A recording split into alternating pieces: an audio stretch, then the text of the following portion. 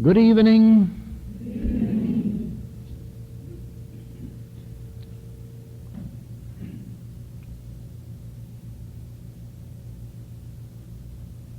You will remember that last week we started on the two major principles,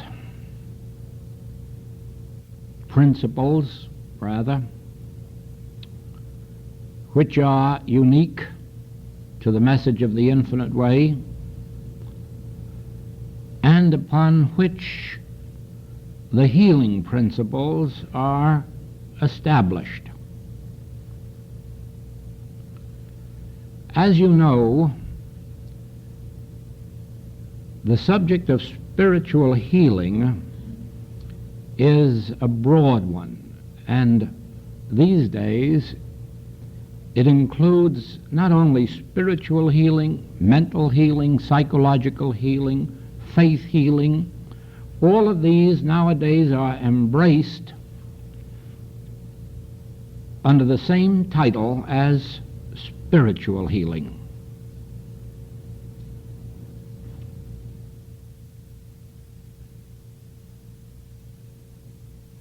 It is natural that this should be so,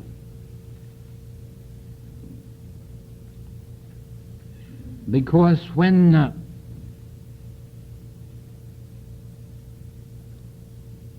metaphysical healing was introduced to the world, it was first introduced as mind healing,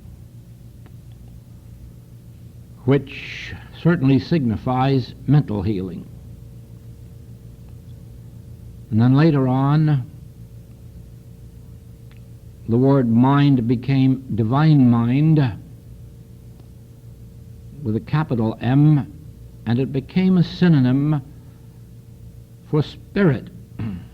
And so divine mind healing and spiritual healing are now one, yet really meaning mental healing and spiritual healing. Eventually, mental healing and spiritual healing became so mixed that all metaphysical healing was a combination of the mental and the spiritual. There is no exact dividing line in metaphysical healing between the mental and the spiritual, because you will find in the literature of healing work that the mental argument, the activity of the mind, enters into spiritual healing as well as spirit itself.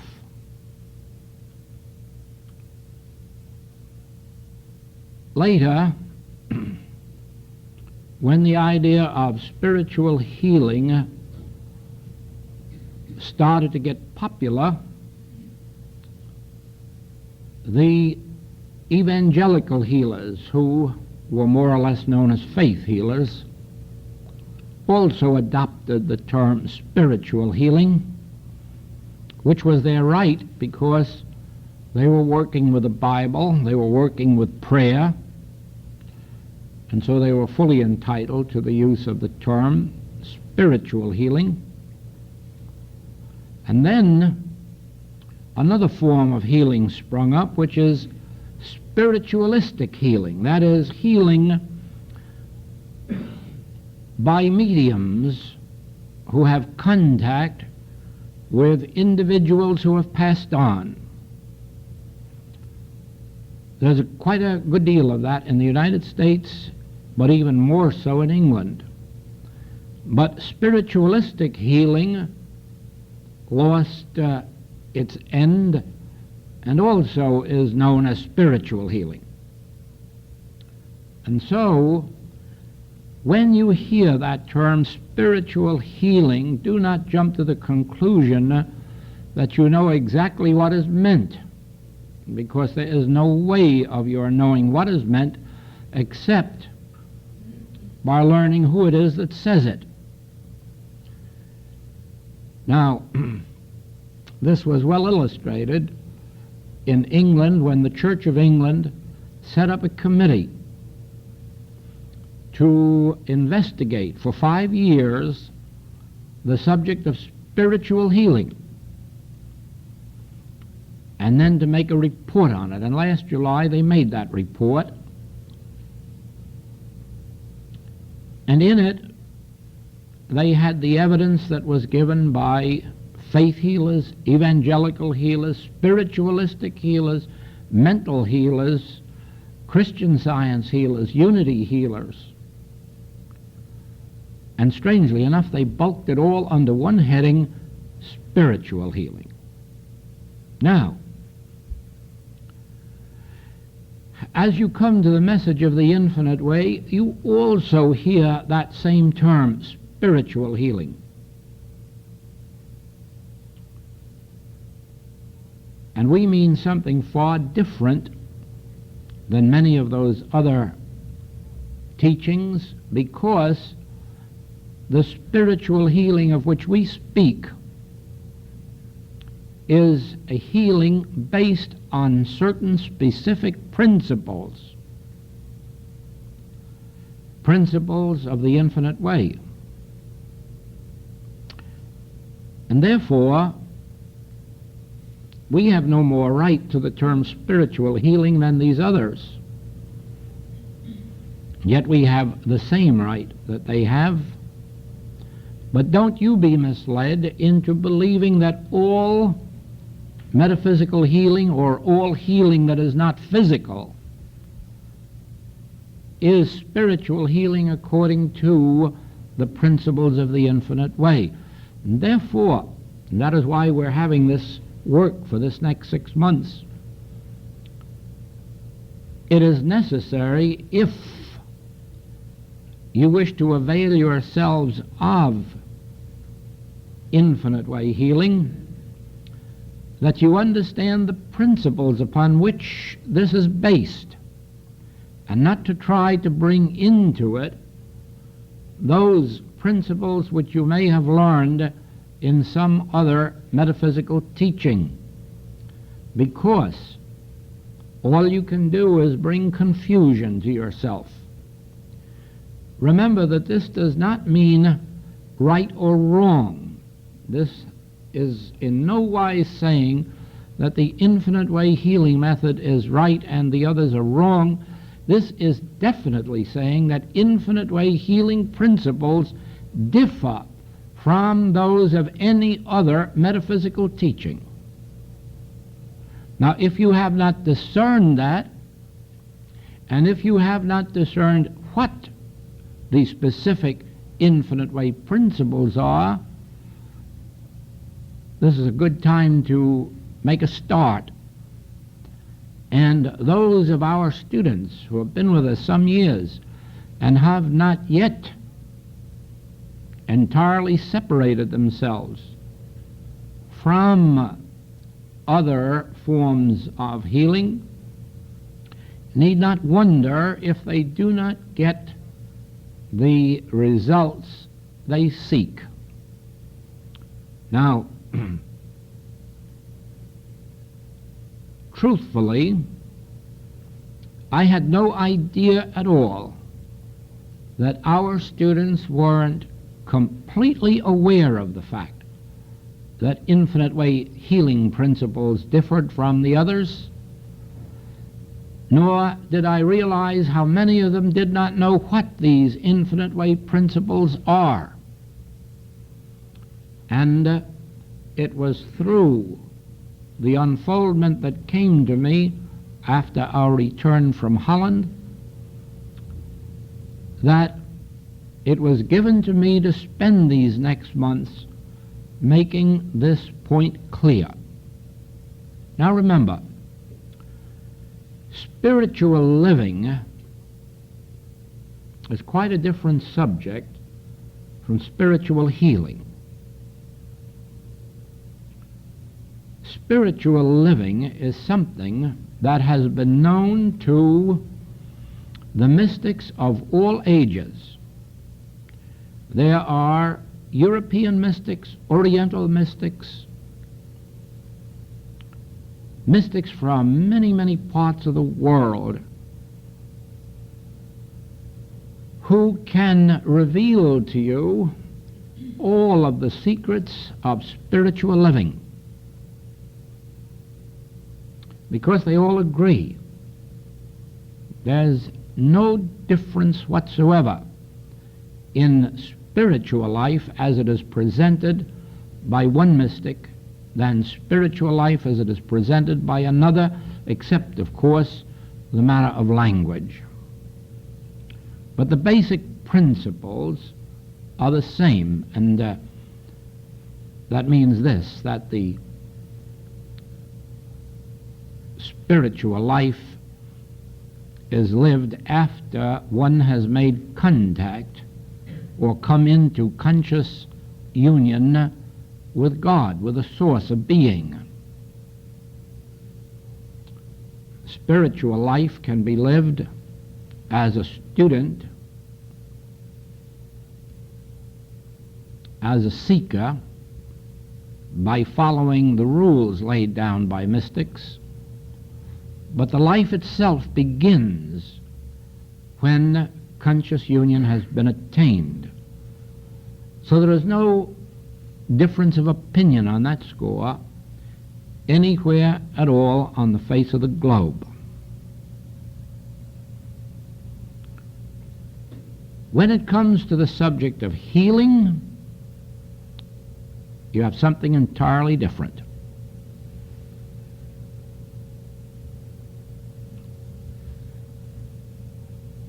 Probably throughout all time, there have been people who have attained that mystical experience, that touch of the Christ or conscious union with God, and felt an influence working in them that healed. You have it all through the Bible. Moses did some healing work. Elijah did some healing work. Jesus, of course, was the greatest master of healing. In very few cases do you learn from any of the Bible characters any principle by which they healed. Actually, it was more or less that the Spirit of God had touched them, and as Jesus said, I am ordained to heal the sick. Even after that time, and all through the years up to the present, there have been some few people receive the same healing gift of God. They did not necessarily know what the principle was, and therefore they were unable to teach it. They could do beautiful healing work, but they were unable to leave any students to carry on that work or to teach that work. Then, in the middle of the last century, when metaphysical healing work began as a general practice, it really started on almost hypnotic lines and gradually settled down into a form of suggestion. It was really mental suggestion healing.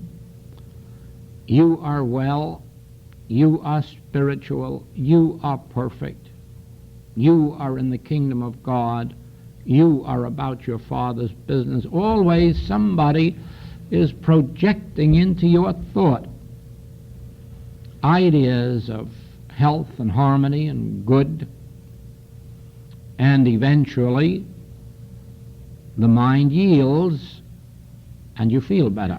And sometimes it is a complete healing, and sometimes it isn't. This is the form that metaphysical healing originally took.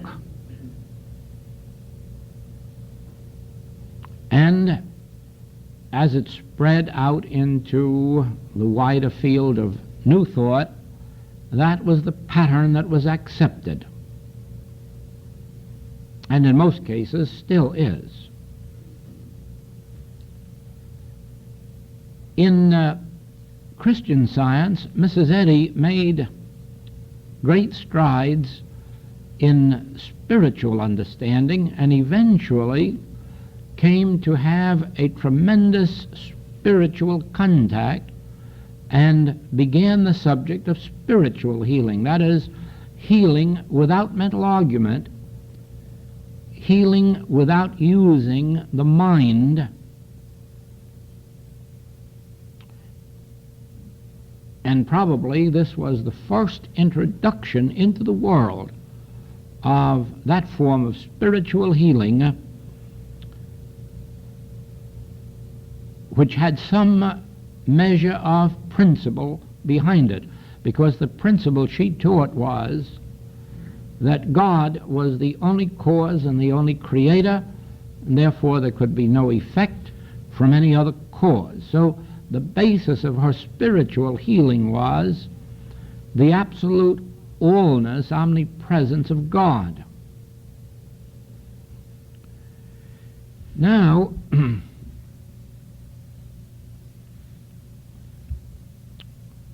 my entrance into the spiritual healing work was through a spiritual experience, and at a time when I knew nothing of any principle of healing or any method of healing. And so I was in the healing work for quite a long time without knowing how it happened or why above all people I should have been given that particular gift.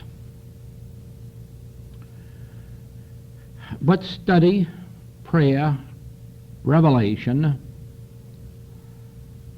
brought into my experience some principles which have been glimpsed here and there by different ones, but never brought together as a specific healing principle.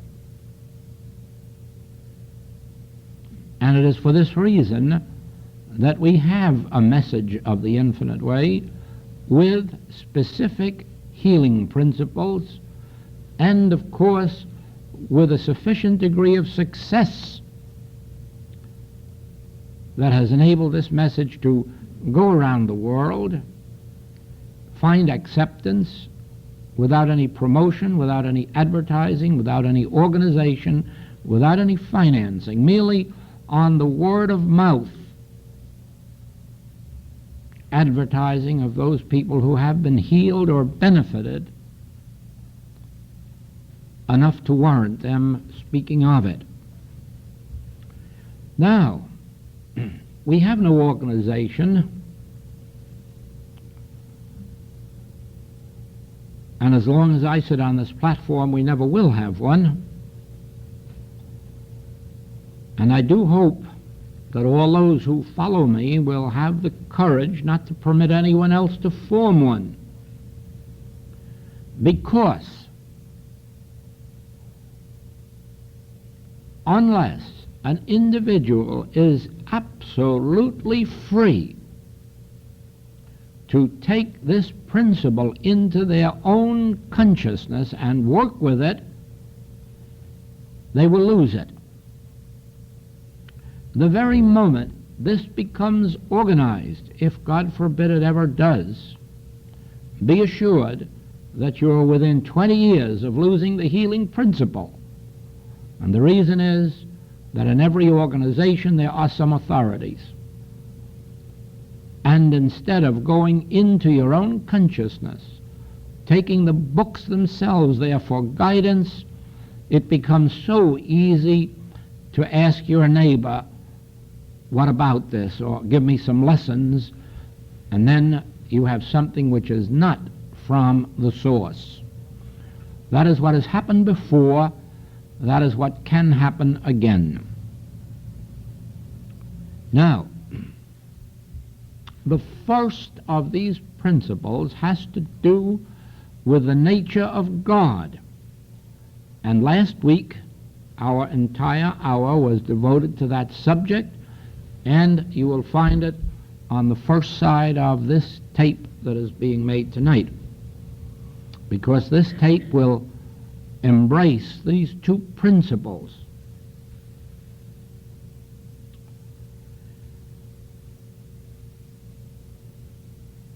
Spiritual healing, which means healing that has something to do with God, cannot come to an individual unless they know enough of the nature of God to be able to relax and not ask God for anything or expect anything of God beyond what God is already doing. Certainly, spiritual healing can only come when an individual is no longer attempting to influence God in anyone's behalf, even their own. All of this you have on the other side of this tape. Therefore, we will go into the second part of this healing principle, which, if you know that first one, the second one becomes the most important. Without understanding the first one, the second one isn't reasonable or intelligible.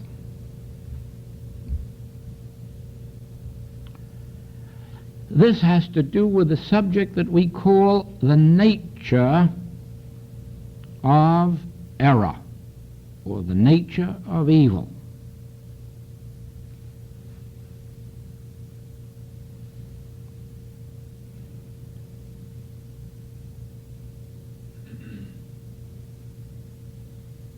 In the infinite way, you do not use truth to overcome error.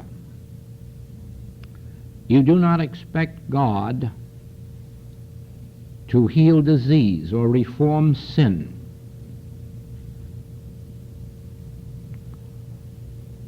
Or to exchange lack for abundance.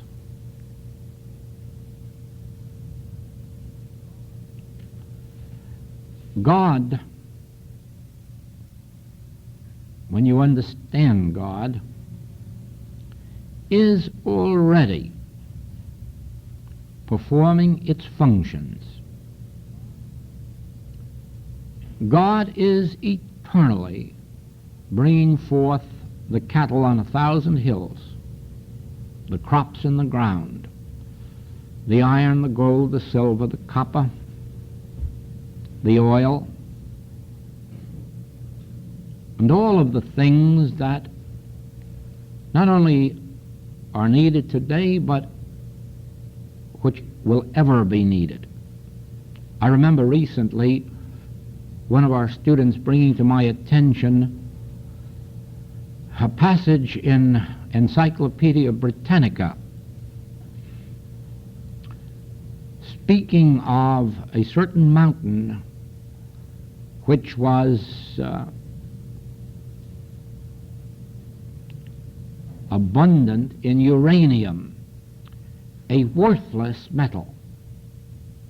That's the way it's read in the encyclopedia, a worthless metal, uranium.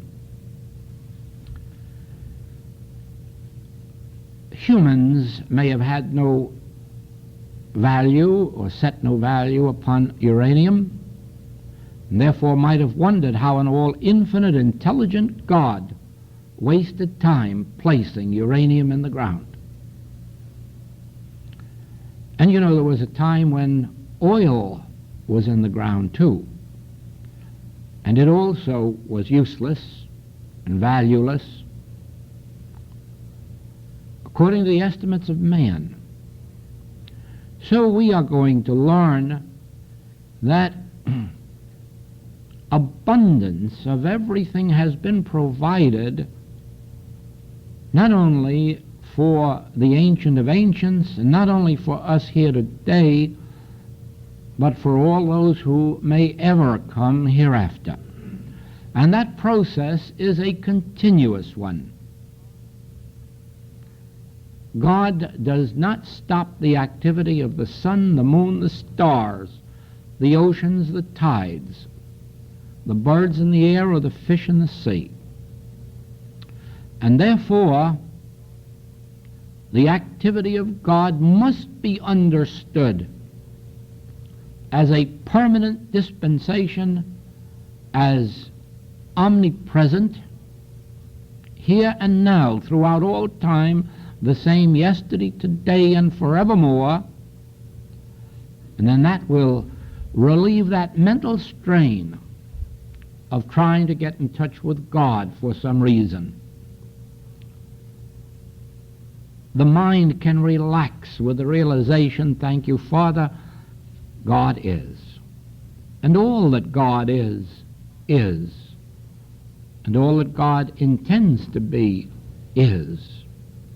Therefore, let us not waste time in trying to reach God for any purpose, since God already is closer to us than breathing and nearer than hands and feet, and our own Master has assured us He knoweth your need before you do, and it is His good pleasure to give you the kingdom.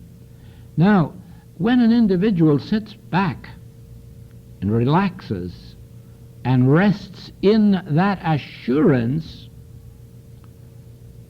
they are bringing spiritual good, spiritual harmony into their experience.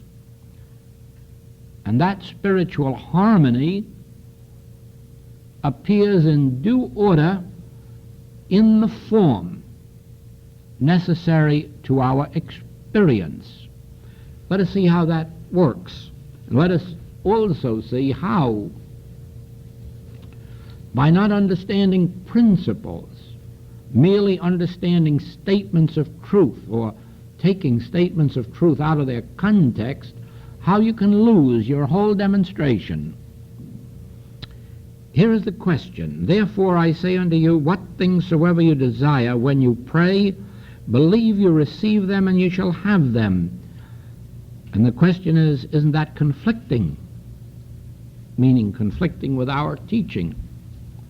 Of course not.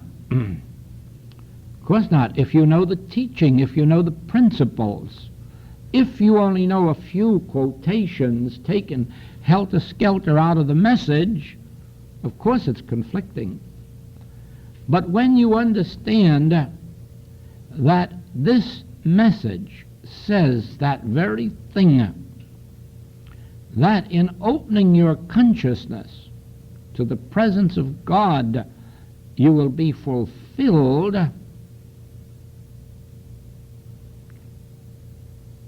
and you know right well that God is spirit.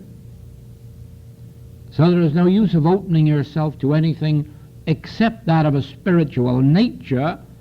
You've already been told in the message not to take thought for what you shall eat or what you shall drink or wherewithal you shall be clothed. Then there is no conflict. In fact, it is the principle itself. When you sit in quiet, peace, calmness, assurance, realizing that God is forever pouring itself into visible manifestation. All you're doing then is asking, Father, reveal thyself to me. Father, reveal thy grace. Thy grace is my sufficiency. And as long as you are resting in the assurance that this is already being done, you are not asking God to do it, you're not begging God to start a program today, but you are relaxed. You're relaxed in the same way that if you want sunshine, you go out of doors and just stretch yourself, and you find yourself flooded, covered, surrounded with sunshine.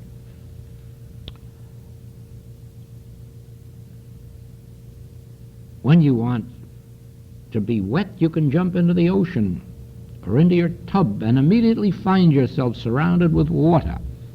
You don't have to ask, beg, plead. It's all here, and it's all present where I am in your consciousness, closer to you than breathing, nearer than hands and feet. And in the realization of that, you begin to demonstrate it. And this, I tell you, is spiritual living. And it leads to the actual conscious contact or union with God. Now, in that same way then, once you understand that principle of God's omnipresence, omnipotence, omniscience, once you understand that principle of God as forever being, forever flowing, ever appearing, nothing left except to relax in that grace. Now, when it comes to spiritual healing, you have to go a step further. And that is where this specific principle of the infinite way comes into expression, activity, manifestation, or demonstration.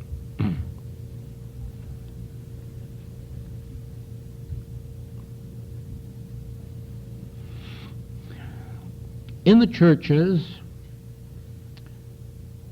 they have a word, devil or Satan, which is the impersonal source of evil.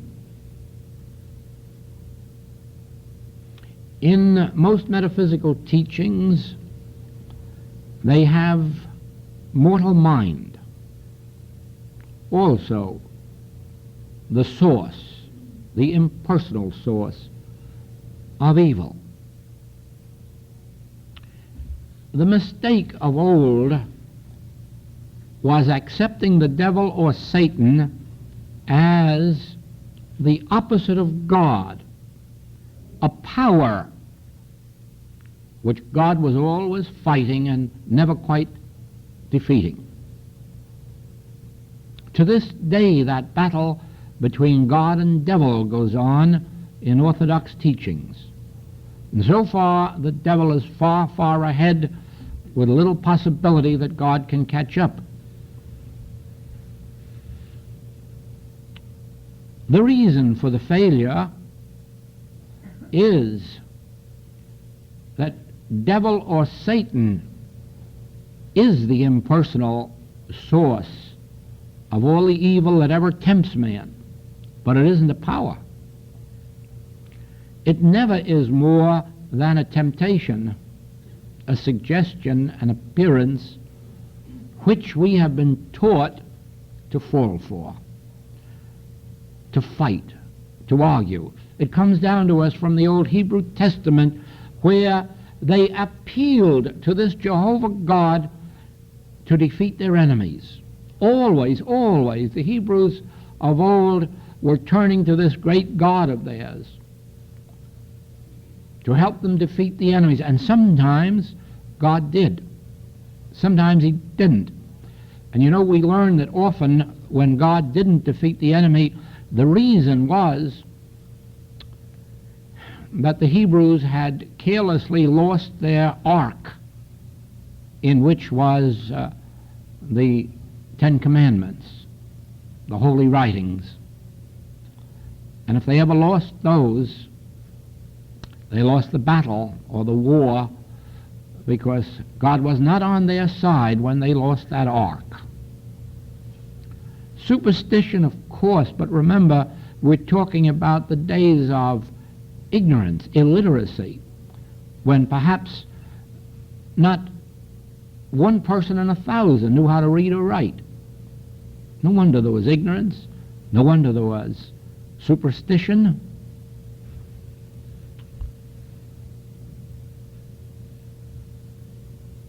When the Master came, he changed that entire aspect of religion, but unfortunately the churches couldn't accept it. He brought to light the God of love, the God who never punishes, the God whom you can't implore to destroy your enemy. Not even when he was facing death himself did he ask God to destroy an enemy. No, he asked God to forgive the very enemy that was accountable for it. You see, the Hebrews didn't have the right concept of God. Jesus Christ came with it, and it couldn't be accepted. And so from that day to this, you still have the world praying to God to destroy our enemies. You still have God, you're praying to God to destroy our diseases, which are also enemies. Praying to God to destroy our sins, also our enemies. Sin hasn't lessened. I don't think disease has either. Some forms have, and then other new forms have come forth. Now, when we came to the metaphysical world,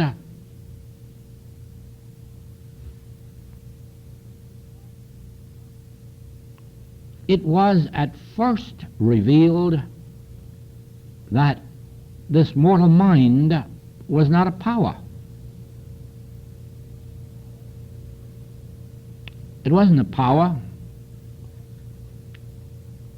and therefore, if you recognized that any form of evil, any form, was only a part or an activity or a substance of that mortal mind, and then dropped it, that healing would follow.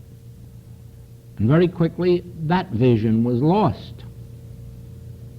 because the term mortal mind became exactly what it did to Paul of old, who called it carnal mind. And just as Paul fought it until it killed him, so did the metaphysicians begin to fight mortal mind and to protect themselves from mortal mind and to try to walk on the other side of the street whenever they recognized it in some form.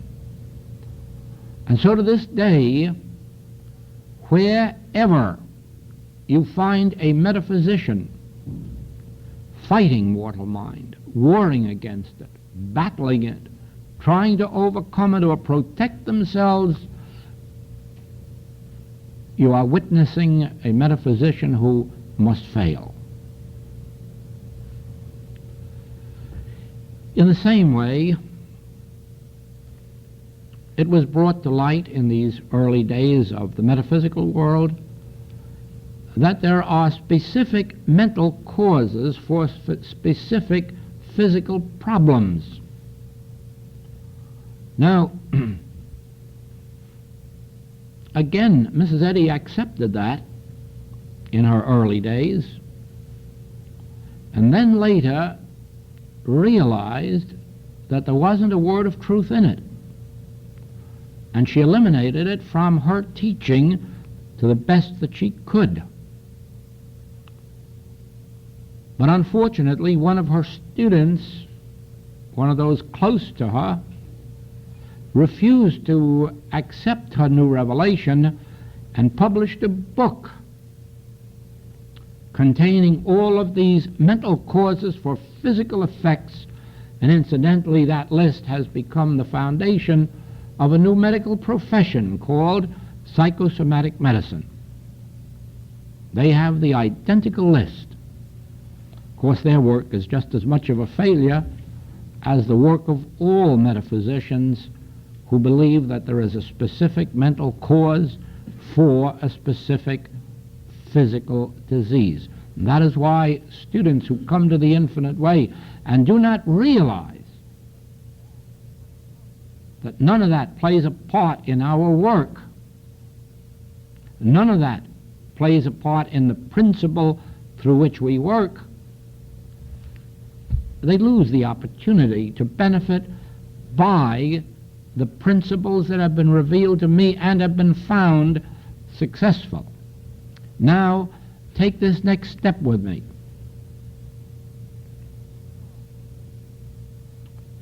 Regardless of the name or nature of the particular discord that confronts you, whether for yourself or your patients or your family, whether it is some form of sin or disease or lack or limitation, regardless of what form it is or nature, please remember,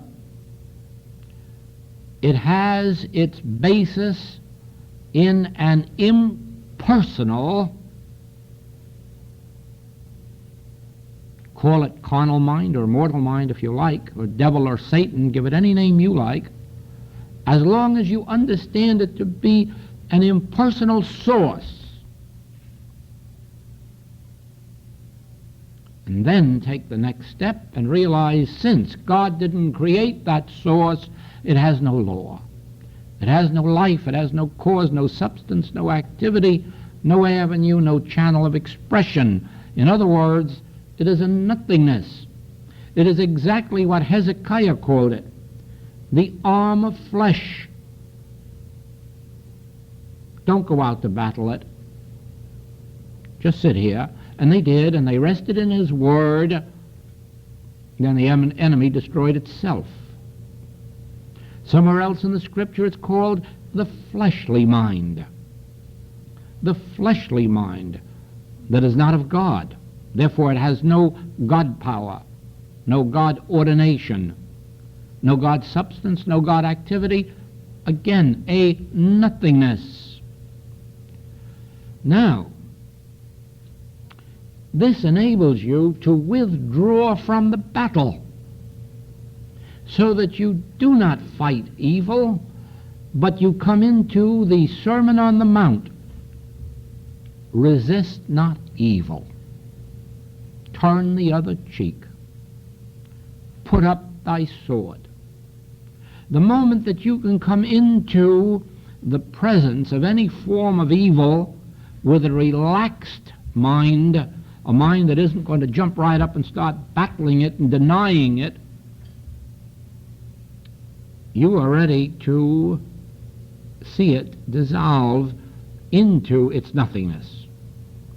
But if you put up your mental sword and try to deny, to argue, to overcome, the minute you try to think of truth to meet it with, you're lost. You're lost. The way to approach any and every form of evil is with the realization the cause causeless, an appearance, an impersonal source of no power. Then you will find that you are working with the principle of the infinite way.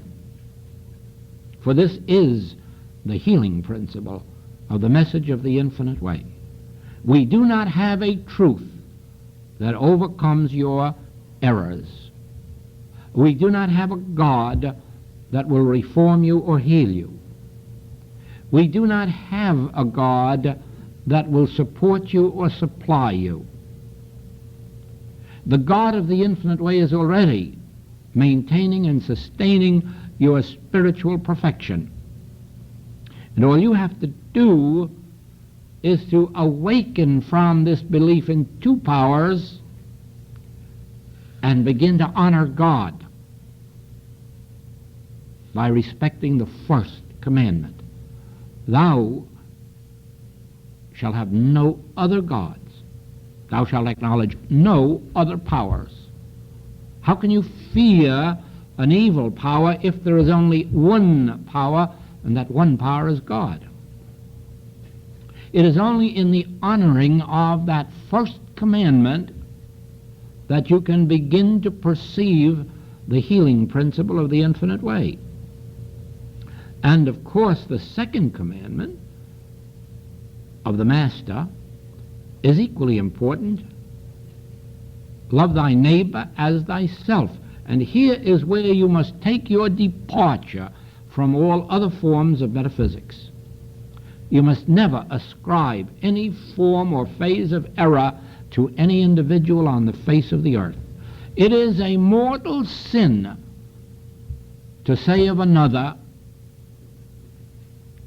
that they are sick, or that they're sinful, or that they're poor, or that there is anything wrong with them under the sun. Even to believe in them as mortals or human beings separates you from loving your neighbor as yourself, because you do know that you are the offspring of God. You do know that I and the Father are one, and all that God is, I am, and all that the Father hath is mine. You know this is true of you. But you violate the second commandment of the Master when you say, your jealousy is doing this to you, or you aren't grateful enough, or you are too resentful. Every time you use that word you negatively, you are violating that commandment of loving thy neighbor as thyself. That doesn't take away from you your human judgment in the sense that you understand that there are some of us not fully showing forth that which we are. That is why you make a choice of your religious teachings or your religious teacher. You even make a choice of candidates when you go to the polls. Not because you are malpracticing anyone, because you know the truth about them. There isn't and never has been an individual on the face of the globe that wasn't the pure manifestation of God. But you also know that there are those who have no interest in accepting that estimate of themselves. And so when you're choosing your friends, or when you're choosing your teachers, or when you're choosing your elected officers, you have the right to be led to those who most nearly represent, in your mind, the spiritual ideal. And when not that, at least the human ideal. But for your living, and for your being healed, and for your healing, you must never malpractice another, even as you would not be malpracticed. And it is a malpractice. It is a direct malpractice to see in another anything other than the qualities of God. That is their true identity, even when to human sense they're not manifesting it, and even when they don't want to manifest it. Nevertheless, as far as you're concerned, that is their true identity. Now,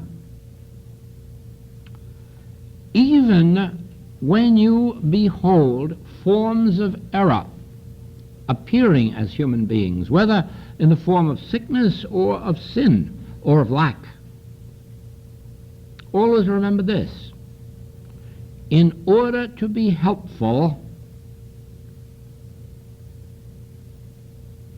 and this is expected of you whether or not they ask for help, please recognize that whatever it is of an erroneous nature that they're manifesting has its seat not in them,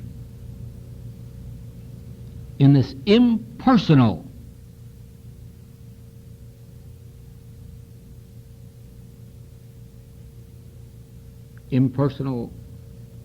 mortal mind, impersonal carnal mind, impersonal devil, impersonal Satan, any word you like.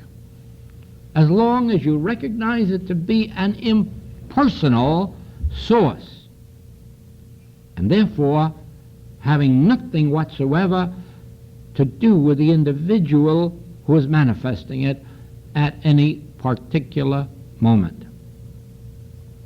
Now,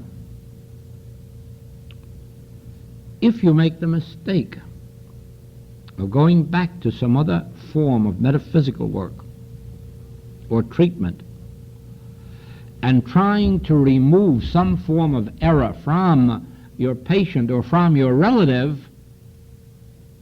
you won't succeed. You won't succeed any more now than you did before you found the infinite way. Because there's no more benefit being in the infinite way than there is in any other teaching. The only benefit there is from the message of the infinite way is the practice you make of its principles. That's why it would be no good to have an organization and take you all in as members. It wouldn't do a thing for you except take from you some of your inherent individuality, because you'd be trying to live up to the standards of your neighbor. Now, or depending on your membership, or on your regular attendance, or your regular contribution, and be assured none of that counts one single bit. One thing alone counts both in spiritual living and in spiritual healing, and that is, what truth do you know? And how true is that truth? And how steadfast are you in its application? That's all there is to it. When you are healed by another, by a practitioner or a teacher, remember, you have only had a temporary benefit from the developed consciousness of another. You still will have to develop your own consciousness in order to make health a permanent dispensation, and in order that you may help others. Try to believe me when I tell you that no one in all of this world ever receives a spiritual blessing or benefit for their own sake. Never. Any spiritual blessing that is ever given to us by the grace of God is for the benefit that it will be to this universe. Of those who have much, much will be expected and demanded. Nobody is ever given the grace of God and then given permission to go up and hide in the mountain somewhere with it. No, no. The more of realization that we have, the more activity is given to us through which to put our understanding and our development to the benefit of this world. It is just like the sun never shines just for your garden. Your garden is just incidental to the whole picture.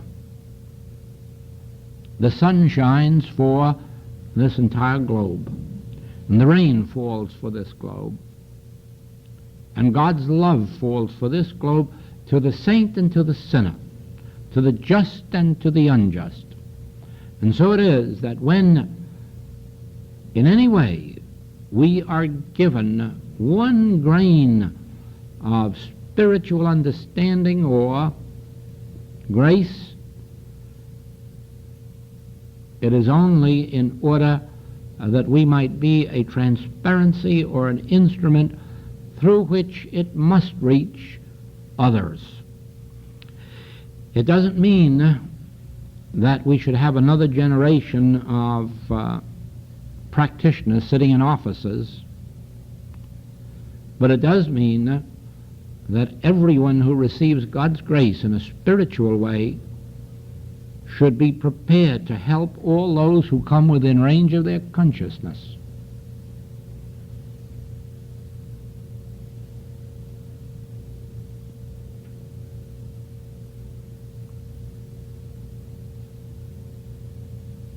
Now you can see why, if you've been studying this message and have not found the answers to your problems, you can see in just the range of this one tape a probable reason. Somewhere you have not understood the nature of God, and therefore have been wasting a lot of time trying to influence God in your behalf, or you have not understood correctly the nature of error, and you have been battling it, or fighting it, or trying to overcome it, or trying to use the power of God upon it. And it won't work. It won't work. You must bring yourself, and you won't find it easy, but you must bring yourself to a place in consciousness where you can agree that the Lord is my shepherd, and therefore I shall not want. And actually know and understand that it is that way. And therefore you don't have to pray and plead and implore and affirm. The Lord is my shepherd, and I shall not want, and that's it, period. At some time you must come to the consciousness that He leadeth me beside the still waters. He maketh me to lie down in green pastures. And even if I do walk through the valley of the shadow of death, I will fear no evil. Sometime or other, as Infinite Way students, you must come to the full and complete demonstration of that 23rd Psalm. And certainly you have it in our booklet in such a form that it makes it easy to relax and rest in it. And then you have to be able to look out of your eyes, and even if you see Judas Iscariot, say, Father, forgive them, they know not what they do. Even if you are looking at disease, you have to be able to do as Jesus did. What did hinder you? What power is there in that disease? Rise, pick up your bed, and walk. You have to be able to see the nothingness, the non-power of that which appearances say is terrifying.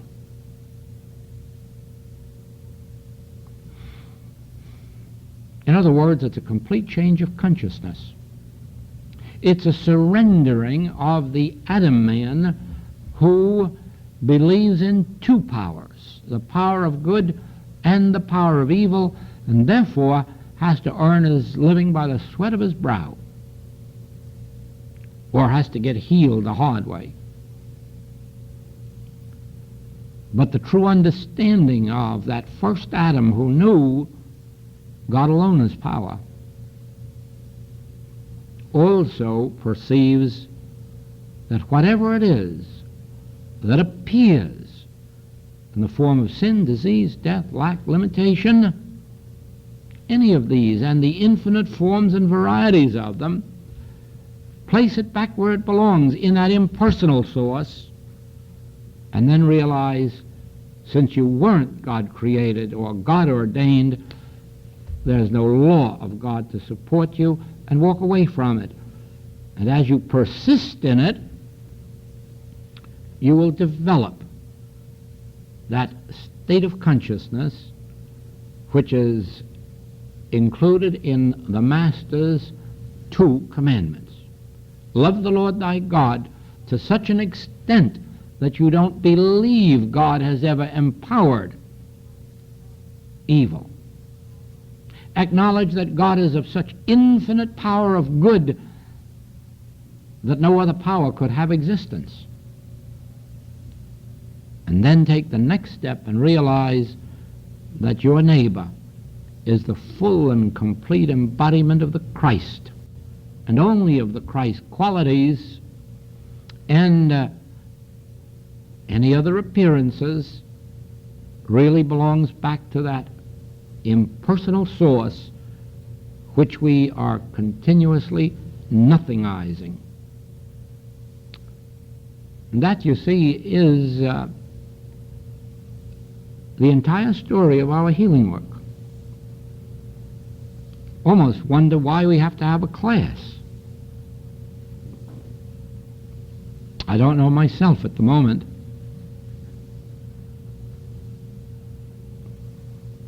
And if it turns out that we have had the class and this is it, we'll spend the week together with an aloha of some kind.